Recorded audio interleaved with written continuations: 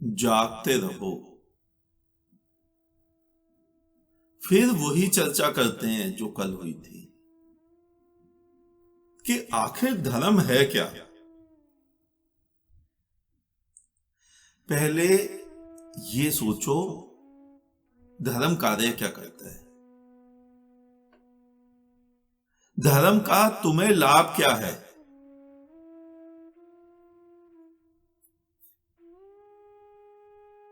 धर्म बनाया क्यों गया?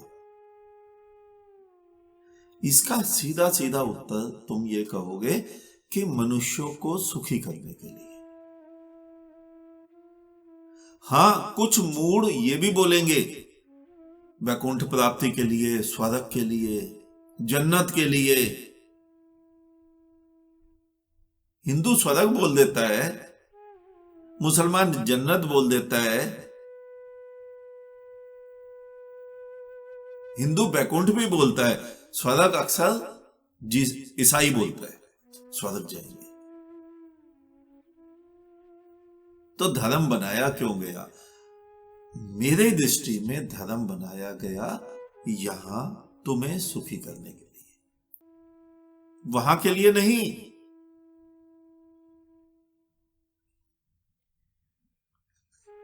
वो तो तुमने कल्पनाएं गढ़ ली।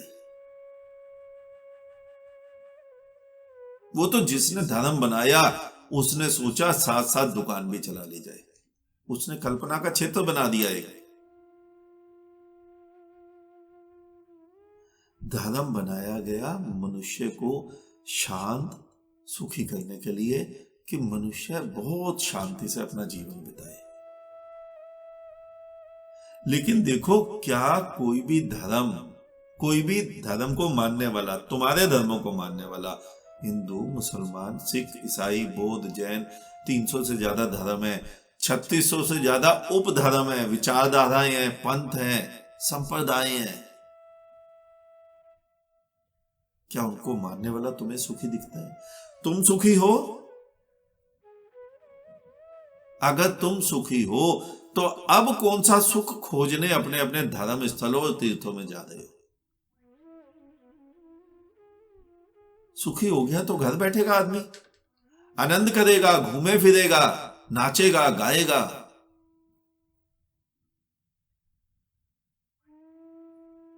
धर्म मनुष्य को सुखी करने के लिए बनाया था, लेकिन तुम सब क्या कर रहे हो?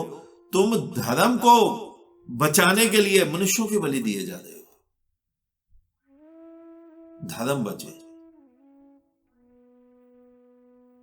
और ये बलि भूल में मत है ना कि केवल मुसलमान दे रहा है, हिंदू भी यही कर रहा है। मुसलमान को, जिन बच्चों को उग्रवादी की ट्रेनिंग दी जाती है, उन्हें उग्रवाद के लिए तैयार किया जाता है, उनके जहन में एक बात ढंग से बिठा दी जाती है कि यहां मरो, यहां लोगों को मारो, काफिरों को, अल्लाह जन्नत अदा करेगा, 72 हुरे मिलेंगी तुम्हें संभोग करने को। वो वैसे ही 25 साल का लड़का है, उसे एक लड़की नहीं मिलती, तुम उसे 72 हुरों के सपने दिखाओगे तो सपनों में तो आएगा ही।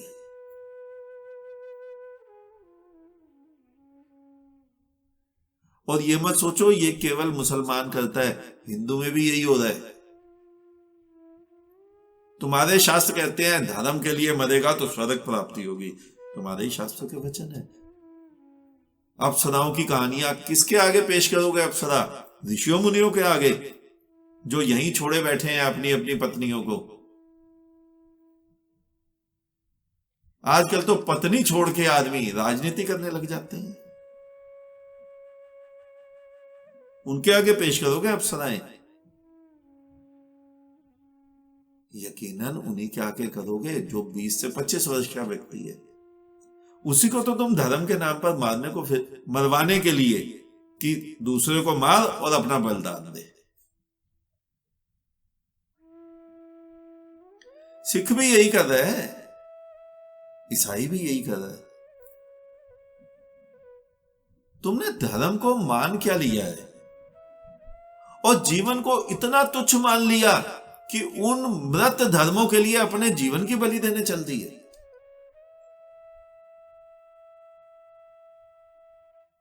जीवन की महत्वता समझो।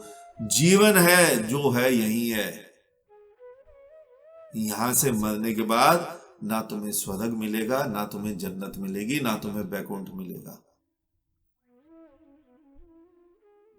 मूर्ता भरी विचारधाराओं से बाहर निकलो और जीवन को समझो, अपने भी जीवन को समझो। अगर तुम हिंदू हो तो मुसलमान के जीवन को भी समझो, गाय के जीवन को भी समझो, कुत्ते के जीवन को भी समझो और जीवन जियो आनंद से।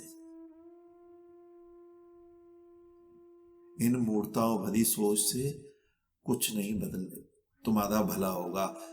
ध्यान से देखो, एक हिरण का बच्चा भागता है, दौड़ता है, जिस कस्तूरी को ढूंढ रहा है, साथ में एक बूढ़ा हिरण मजे से बैठा हंस रहा है। ये दोनों हिरण तुम ही हो। स्वयं को देखो, 25 वर्ष जो भाग दौड़ रहे हो, और 70 वर्ष के आदमी को देखो कितना मस्ती से बैठा है। उसे जीवन समझ आ गया। उस हिरण को, बूढ़े हिरण को समझ आ गया, ये कस्तूरी जो महक रही है ये मेरे भीतर है। तुम्हारे अंदर जो महक रहा है वो परमात्मा तुम्हारे भीतर है, जो जीवन रूप से खिल रहा है, जो बढ़ रहा है, जो खा रहा है, जो श्वास ले रहा है, जो पत्नी के साथ रोमांस कर रहा है, जो बच्चों के साथ प्रेम कर रहा है, जो भाई बहन के साथ प्रेम कर रहा है। वो महकने वाला खुदा जो तुम कहते हो ना, जर्रे जर्रे को महका रहा है, तुम्हारे ही भीतर बैठा है। तुम ही तो हो, और कौन है? लेकिन तुम्हें कुछ नहीं समझ आया। तुम्हें लगा दिया गया किताबों की पूजा करने, और एक बराबर का ज्ञान है दोनों किताबों में। वो कहती, कुरान कहती है कि जो दीन का कार्य करता है अल्लाह उसे पसंद करता है। गीता भी ये कहती है, जो मेरे नाम का प्रचार प्रसार करता है मैं उससे अति प्रसन्न हूं। और इन दोनों का ही हवाला लेके तुम दूसरों को मारने लग जाते हो। एक धर्म कहता है जो दीन को नहीं मानता उसे मार देना, कत्ल कर देना, यही दीन का कार्य है। मतलब उसको देखना नहीं है।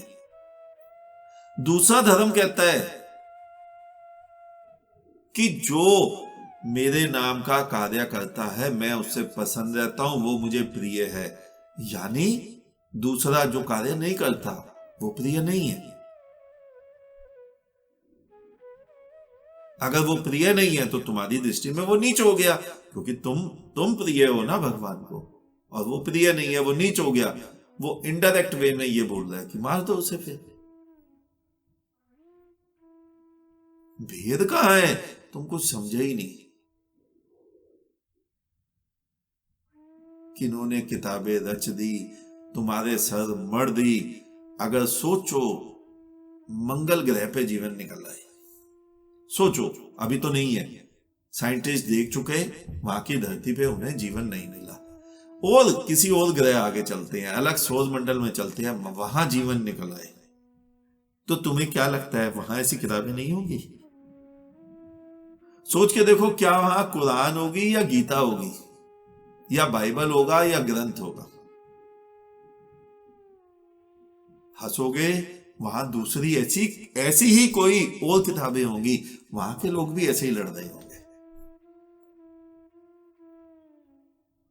हर धर्म ने अपने अपने भेड़ों को ये बोल दिया कि तुम ही इस संसार में सबसे सर्वश्रेष्ठ हो, तुम ही सबसे उच्च हो, तुम ही पूजनीय हो, बाकी सब छोटे हैं। और तुम सब लग गए उन छोटों के से अपने पांव दबाने, नहीं मानता तो कत्ल करने। हिटलर के हिस्ट्री पढ़ोगे, नेटफ्लिक्स पे हिटलर की फिल्म आ रही थी, सेम काम करता था। उसने अपने अनुयायियों को बोला था कि इस धरती पर तुम ही सबसे सर्वश्रेष्ठ हो,